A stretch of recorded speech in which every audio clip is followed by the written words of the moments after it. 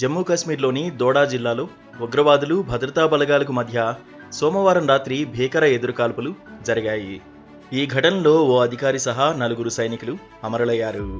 దోడా జిల్లా దేశా ప్రాంతంలో ఉగ్రవాదులు సంచరిస్తున్నారనే నిఘా వర్గాల సమాచారంతో జమ్మూ కాశ్మీర్ పోలీసులు, ఆర్మీ సంయుక్త ఆపరేషన్ చేపట్టాయి. ఆ ప్రాంతానికి చేరుకుని ఉగ్రవాదుల కోసం గాలిస్తుండగా ముష్కరులు ఒక్కసారిగా కాల్పులకు తెగబడ్డారు. దీంతో భద్రతా బలగాలు ఎదురు కాల్పులు ప్రారంభించారు.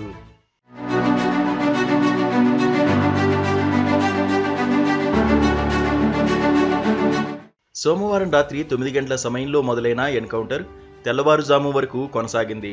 ఈ ఘటనలో పలువురు సైనికులు గాయపడగా వీరిలో 4 ప్రాణాలు కోల్పోయారని ఆర్మీ ట్వీట్ చేసింది. సైనిక వాహనంపై ఆకస్మిక దాడి చేయడంతో గత వారంలో 5 జవాన్లు అమరులయ్యారు. మరో 5 సైనిక సిబ్బందికి గాయాలయ్యాయి.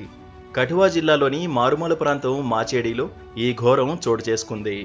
ఈ ఘటన జరిగిన వారంలోనే దోడాలో రెండో అతిపెద్ద ఎన్కౌంటర్ చోటు చేసుకుని 4 జవాన్లు నేలకొరిగారు.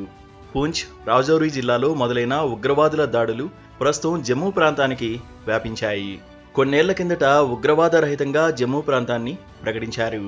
కానీ ప్రస్తుతం ముష్కరుల దాడులు ఆందోళనకు గురిచేస్తున్నాయి. గత 32 నెలల్లో జమ్మూ ప్రాంతంలో జరిగిన ఉగ్రదాడుల్లో 48 మంది సైనికులు ప్రాణాలు కోల్పోయారు. జంగిల్ వార్ఫేర్లో శిక్షణ పొందిన 60 మందికి పైగా విదేశీ ఉగ్రవాదులు ఒక్క జమ్మూ ప్రాంతంలోనే పనిచేస్తున్నారని నిఘా నివేదికలు ఉన్నాయి. ఈ ప్రావిన్స్లోని మొత్తం 10 జిల్లాల్లో ఉగ్రవాదం వ్యాపించింది. గత నెల భద్రతాపరమైన అంశాలపై సమీక్ష నిర్వహించిన ప్రధాని మోదీ ఉగ్రవాద నిరోధక కార్యకలాపాలను పటిష్టం చేయాలని ఆదేశించారు. ఎట్టి పరిస్థితుల్లోనూ ఉగ్రవాదులు పైచేయి సాధించొద్దని సూచించారు.